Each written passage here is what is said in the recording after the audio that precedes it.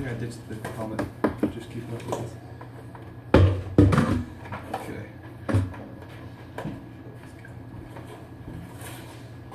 Okay. You look at the camera when you say the first part. Hello everybody, my name is Arjun Rajkumar. Today I'm going to be meeting Emperor Emperor Caesar Filius Augustus Pater. Hello everybody, my name is Arjun Rajkumar. Today I'm going to be meeting Caesar Divi Filius Augustus Pater Patriae on my show Retelling History. Thank you so much for having me on the show. Please just call me Augustus then. Alright, I'll remember that. Without question, Augustus, you've been one of the most important leaders of history and undoubtedly shaped the development of the Western world. So who is this Roman fellow with a lengthy name? What can we can learn a lot about history from you and looking at that name. Yes, actually you can. My name tells you the story of my rise to power, the collapse of the Roman Republic, and the birth of the Roman Empire. Wow, that's very interesting. Let's talk about your rise to power. Tell me about your early childhood. Ah, yes. My early life has not gained the same fame and attention as my later years, for sure. I found my childhood to be a stark reality as compared to my time as Emperor of Rome. I was born in 63 BC, and I grew up among a family with very few friends or wealth, and my birth father had passed by the time I was 4. I'm so sorry to hear that. That's alright. I can say, though, that I had a brighter future ahead of me. I was prophesied to have great power and command. For me, though, the situation seemed bleak at the start, because without a father during the very dangerous times of civil war, it seemed impossible to fulfill these prophecies. I see. So how did you do it? Well, I got a bit lucky. Julius Caesar, who was soon to become my father through adoption, had won tremendous victories in the Civil War and had been named the dictator of Rome. But first, he needed to secure his position, and noticing that I did not have a father, he chose me as the heir. Wow, very lucky indeed. Yes, but unfortunately that is where my luck started to run out. How so? Well, not long after I was proclaimed heir, Julius was assassinated. That too by his own advisors. How unfortunate. But you must have been excited to claim this opportunity of position, correct? Actually, it was quite the opposite. Remember, I was only 19 at the time, and it was no small job for a boy at that age to rule such a vast empire. It was also a time of crisis and chaos. I still hadn't secured my political faction and power, and let alone use it on the people of Rome. Seems almost impossible. Yes, it felt the same way back then also. When I heard the news of Julius' death, I was still getting my education. I worked alongside one of my father's closest advisors, and we discussed the contents of Julius' will before we took major action. Our primary objective was to harness the power that Julius had had before, and maintain it under my rule. Through this process, we were eventually able to secure Rome from chaos and end the Civil War. Excellent. Now tell me about your time with Mark Antony. Ah, Mark. He was a very successful and ambitious general. A few years after my rise to power, Mark and I worked together in the Second Triumvirate, which is basically a group of 3 rulers who command a region and splits the land and fortune. I'm sorry, but did you say 3 rulers? Yes, the 3rd ruler in the Second Triumvirate was Lepidus, but we eventually pushed him out of the way after we got what we wanted from him. He was a close ally of Julius, who was actually a member of the First Triumvirate, but that didn't stop us from removing him from our group. Anyways, I took control of Rome, and Mark, he took control of Egypt. Interesting. So you went from total chaos to complete control of the situation, correct? Not quite. Mark was in a relationship with my sister Octavia. When Mark went to Egypt, he met a devious woman, Cleopatra.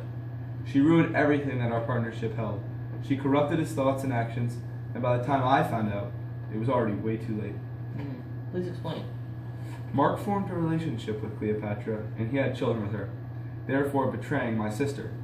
A vast majority of the people in Rome believed that in doing this, Cleopatra was trying to seize Roman power, and even the throne for herself. All this negativity towards Mark and the general public forced me to move away from him, both politically and personally. What a dilemma. So tell me, what resulted from all this anger and negativity? I couldn't appear to the public as if I still had connections with Antony, but at the same time, he was part of the Triumvirate, and was the Roman ruler of Egypt.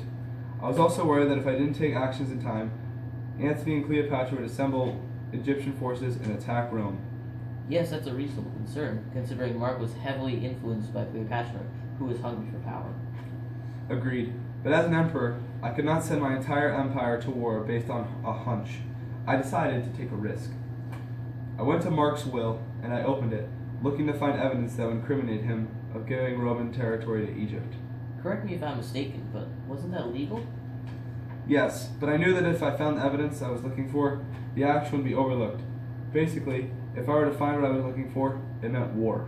So, what did you find? Exactly what I was looking for. Antony had signed off major portions of Roman-owned Egyptian land to his sons that he had with Cleopatra, essentially giving the army Roman land, giving away Roman land. This was major infringement upon Roman law, which caused my action of opening his will to be overlooked. So you and Antony had a showdown, I suppose. Yes, that'd be fair to say. We had a decisive battle at Actium. Where else would an important battle between Roman powers be? Yeah, it seemed to be like the perfect place, as it was almost the midpoint of Alexandria and Rome. Can you tell us about the battle? It seemed very interesting. Of course. Well, in 32 BC, right after I told the people of Antony's will, I had my trusted right-hand man, Agrippa, sail to the Peloponnesus with 300 war galleys. I stopped Antony and his army when he tried to sail and march around the top of Italy. From here, Antony and his force, which consisted of 230 vessels and about 50,000 sailors, along with 23 legions, was forced down into Greece. We met at Actium, as you know, for the showdown. So, who had the upper hand from the start? I started off with the upper hand, and I kept my advantage throughout the battle. When it started to look like I would win, Cleopatra took a ship and fled back to Egypt without Antony. Like the coward he was, though, he jumped in the water to chase after her. I can only imagine how furious he was with her. As can I. Anyways, my force quickly halted Antony's men and followed them to Egypt. When I arrived, I learned of the news that Antony and Cleopatra had both committed suicide. Wow, they must have really had no chance against you guys. Yeah, there was no situation in which they could have lived. Antony honorably took his own life by falling on his sword, and when Cleopatra heard of this news, she took her own life, but she had a snake bite her, sending venom into her veins. Wow, well that's a very interesting way to go. With Antony and Cleopatra dead, that meant that you had full control of the empire, right? Yes, it did. With the death of Cleopatra, the Roman Republic died. However, the Roman Republic was now born. The Roman Empire was now born, my bad, sorry. And I was the head of it. It seemed like your military was very well trained. Did you make use of it during your efforts to expand the empire? Oh, Is everything all right there, Augustus? I'm all right. I almost doubled the empire. I had so much control of so many different places. My empire was control of the Mediterranean world below Free Germany, parts of North Africa, and even Egypt. It's just that What is it? I became so greedy with expanding my empire, and I lost 3 legions when expanding into Germany. My precious legions. Well, they were very important to you. To lose 10% of your entire army, more than 16,000 men, it was all your fault too. How can you live with yourself? It kills me on the inside. I don't want to talk about it anymore. You know what? I don't even want to talk at all anymore. That was pretty good. Killer. Except for a couple mess ups. That was good. I even played one off, and we're gonna write it in the script like we meant for it to be a mess up. Okay. What? We're gonna write it in the script like it was supposed to be a real interview. Like the one where I said my bad.